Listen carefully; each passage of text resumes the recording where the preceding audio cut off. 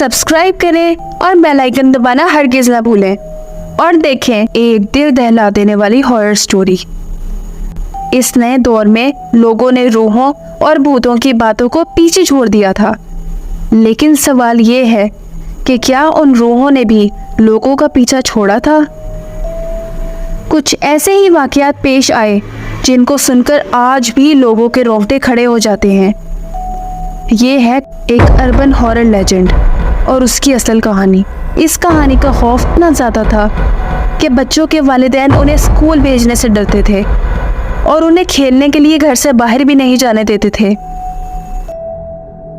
कहा जाता है कि एक औरत की रूह गलियों में भटकती रहती थी।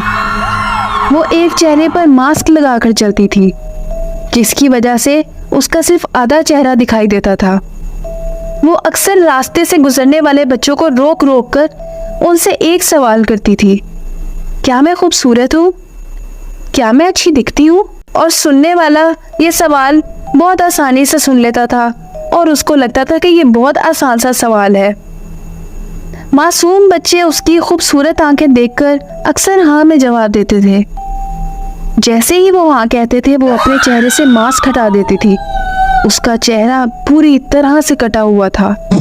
ऐसा लगता था जैसे किसी तेज धार चाकू से उसका मुंह चीर दिया गया हो।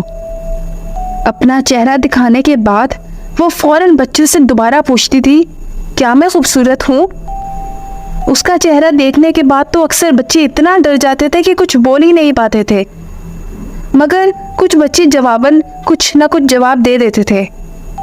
अगर वो बच्चे हाँ में जवाब देते थे तो वो अपनी बड़ी सी कैंची से उन बच्चों का मुंह अपने हाथों से काट देती थी।